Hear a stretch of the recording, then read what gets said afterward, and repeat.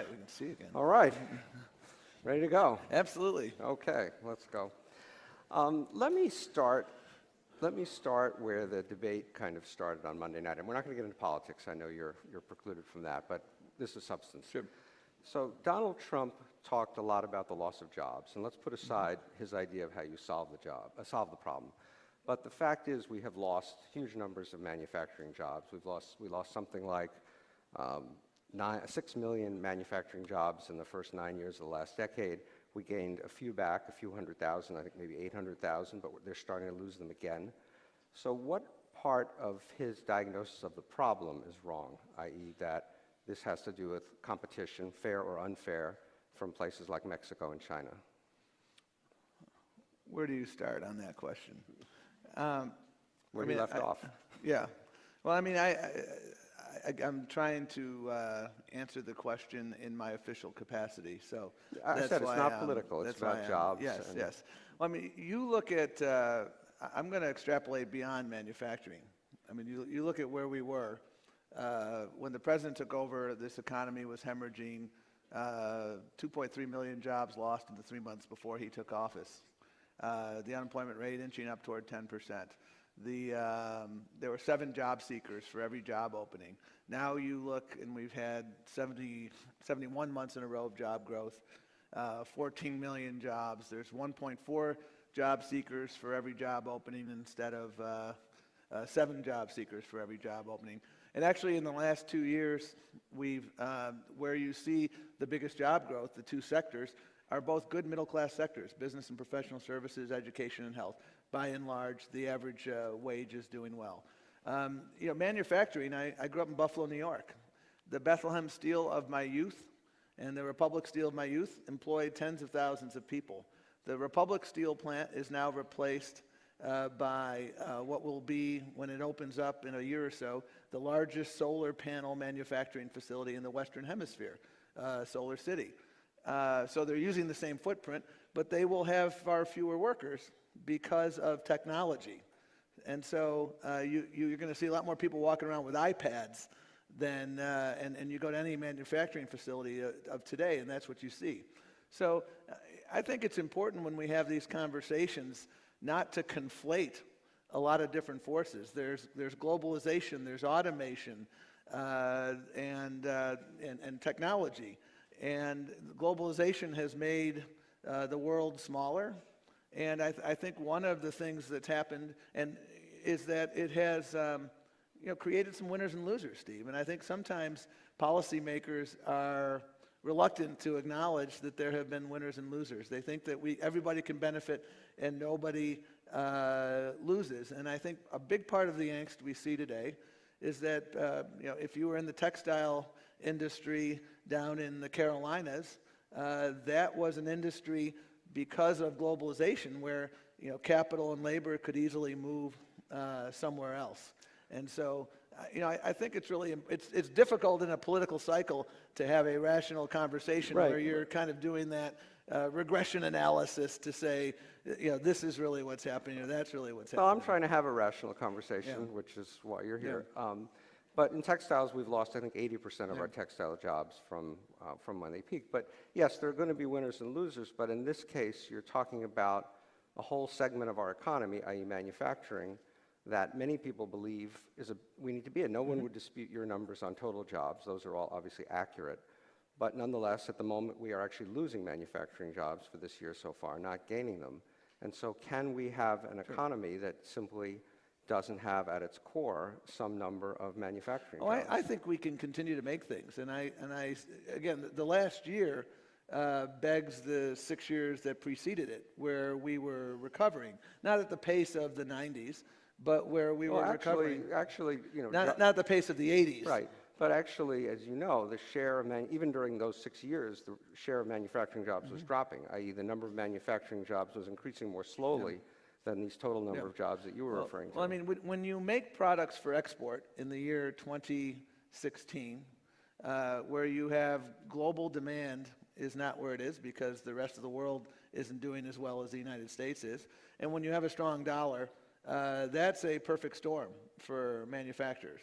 And so that is the challenge that we confront now. What I've seen in the export industry is, export-related jobs on average pay about 18% more.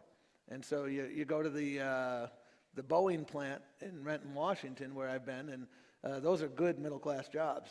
And so that's why trade-dependent states like Washington State, when you look at their aggregate wages and their aggregate standard of living, they're actually doing pretty darn well. Those are good middle-class jobs, but as you know, Boeing has been playing the state of Washington off against the state of South Carolina to try to get the workers there to take lower wages or smaller increases anyway.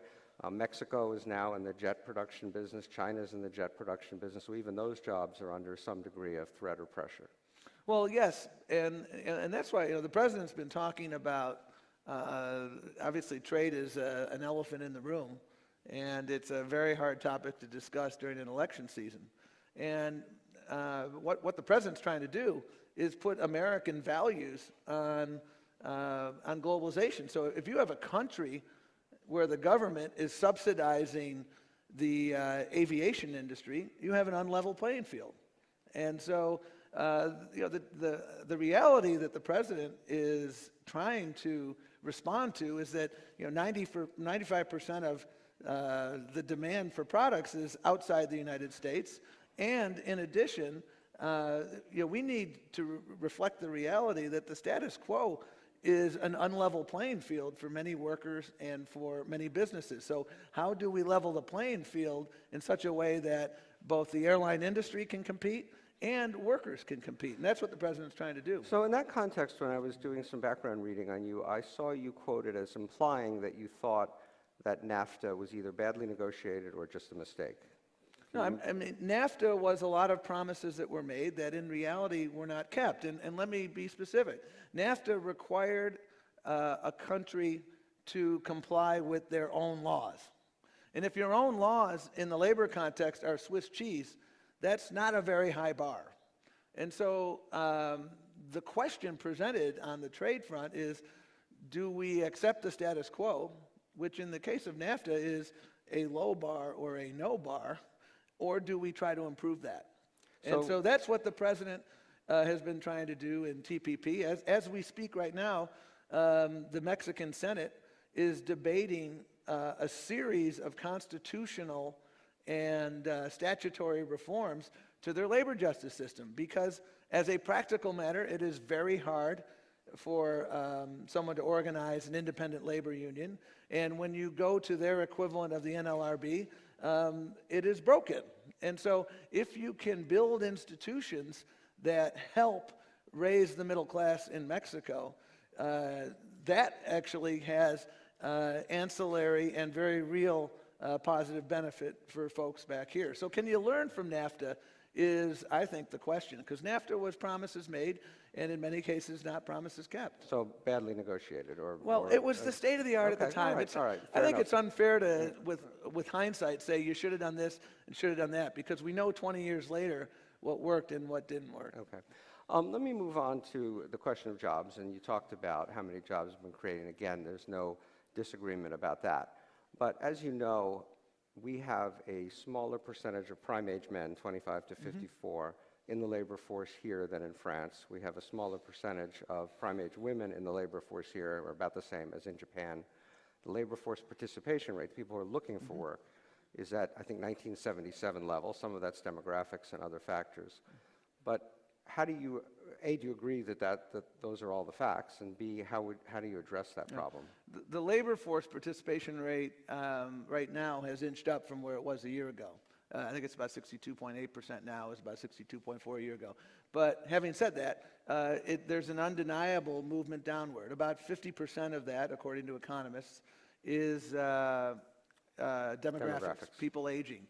There's about a quarter of it that people, frankly, disagree on. They don't know what it is. And then there's at least a quarter of it where public policy can make a difference. And I think there are three things that we could do, Steve, that could really make a difference. Number one, I'll do number one and number two together, and that is to have sensible paid leave and child care laws at a federal level. One more piece of data. Thank you. Let me give you one more data point. The female labor force participation rate, women between 25 and 54, in the U.S. and Canada in 2000 was virtually identical. Now Canada is about 8 points higher. Everyone agrees that it's higher because they've invested in sensible paid leave laws at a federal level. So if we had simply kept pace with Canada, we'd have 5.5 million more women in the workforce. I don't know what that translates to on labor force participation, but it's significant. And similarly, I meet so many people in my travels whose child care bills exceed their rent or their mortgage. And so we're living in a modern family world, and we have these Leave It a Beaver, Ozzie and Harriet sets of public policy. So those are two things that we could do. And then the third, very briefly, gets back really to your first question, which is infrastructure investment at scale. Because infrastructure investment creates jobs across many sectors and then has a multiplier effect. And I think that would dramatically increase labor force participation. The president tried his hardest to get infrastructure. How would infrastructure increase? I understand how it's good for the economy and productivity and all that. How does it increase labor force participation, the number of people who actually say they want to have a job? Well, I think right now, I think we have so much demand for infrastructure, not just our roads and our bridges, but our pipes. Flint is not an isolated incident. And so the more people that you employ in there, I think you have a multiplier effect. And certainly a number of economists have. Well, that creates jobs, but does it bring people back in the labor force? For example, to your point about family leave, I think I'm right in saying that the percentage of unmarried men out of the labor force is actually higher than the percentage of married men out of the labor force. In other words, if you're married, you're more likely to stay in the labor force. You have a family to support. If you're unmarried, you're more likely to drop out of the labor force. So it's not necessarily a family leave issue or things like that. Well, I haven't looked at the distinctions between married and unmarried men and women. What I do know is that there are a lot more dual career couples where actually the man is now staying home. Still much more likely for the woman to stay home. And I meet family after family whose very personal decisions about how many children they have are a function of our broken public policy. And frankly, Wall Street and the Silicon Valley and so many places around America would be far more gender diverse if we invested in sensible paid leave laws at a federal level. And we're the only nation on the planet, the only industrialized nation on the planet that doesn't have some form of paid leave. And frankly, we're the only nation on the planet where paid leave is an ideological issue that has divided our parties. I think there's a lot of support here for paid leave. I heard that. So let me move on to the other side of the employment question, which are wages. Mm-hmm. So as I'm sure you're going to say, wages have begun to go up after quite a number of years of dropping, but they are still below, median family incomes are still well below their peak in 2000, well below where they were before the recession. Certainly income inequality is greater, so for people at the bottom, wages are even more depressed. I'm not going to go back through the whole manufacturing thing, but it's even worse in manufacturing in many ways than it is in services. So how do we address this wage problem and get middle-class people having incomes going up again? Well, one way to do it is to make sure we continue to have tighter labor markets. You look at the issue of productivity and wage growth. From the end of World War II until about 1980, productivity and wage growth went hand in hand. So workers baked the pie of prosperity. They shared in the spoils. In 1980, until really, with the exception of a period in the late 90s, you saw the decoupling of productivity and wages. And I think there are a number of forces. A number of economists have looked at the issue of the decline of union density and say that almost a third of the challenges that folks in the middle class are confronting are the result of declining labor union density. Because when you have strength in numbers, you have leverage. We have to continue our investments in our human capital. So how would you increase union membership?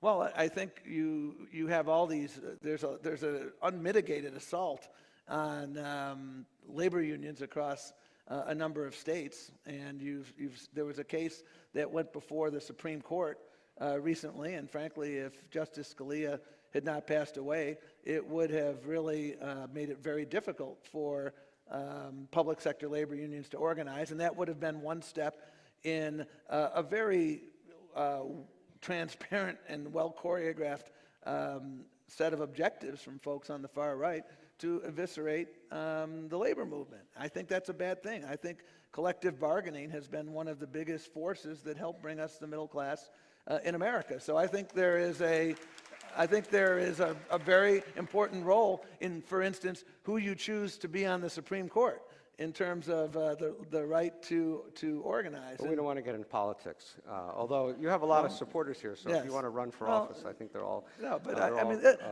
that's one, but that's certainly not the only thing. For me, my parents always taught me that education was the great equalizer. And you look at the unemployment rates by educational attainment, and there's an undeniable education dividend. And we sure, have but not... that takes a long time to fix, right? You have to wait for a whole cohort of people to go through the educational system. You're not going to send a 50-year-old person to college. Well, actually, my mother started college the same year I started college. So I think education is lifelong. And so... and here's what else I would say, Steve, and this is one of the things that is one of those few bipartisan things that's happening right now, which is there's a universal recognition of the incredible power of apprenticeship. When people think of apprenticeship, they think of your plumber or your electrician, and certainly in the skilled trades, apprenticeship has a long and storied history. But what we're doing as we build the skills superhighway for the 21st century is we're dramatically expanding apprenticeship, expanding the reach of apprenticeship. So we're using it in the IT sector. The 5.8 million job openings that are out there right now, roughly a tenth are in the IT sector. And there are a substantial portion of those that don't require a college degree. And so I can take you to programs where someone's going to a 20-week coding camp and they're doubling their salary at the end of the day. Apprenticeship is the other college, except without the debt. And so that's another example of, I think, a series of targeted investments that we're making, that we're seeing a real return on investment. Employers have much more skin in the game right now in the workforce context. They're understanding that you can't have cannibalism as your HR model. I'm going to steal your talent, and then you steal mine, and it's zero sum. There is a really exciting, it's not an A1 of the New York Times exciting, but it's a game-changing, exciting metamorphosis occurring where sectors are coming together and saying, you know what, we need more IT specialists. Let's work together on that. We need more allied health professionals. And these are jobs that are $30 an hour jobs. So rather than Hopkins going to the University of Maryland and stealing theirs, let's work together and build tomorrow's talent. And it doesn't require a 20-year investment. You can retool folks overnight. Well, on that optimistic note, we're going to have to end. I hope you're right, and we wish you well, and thank you so much for being Great. here today. Pleasure to be here.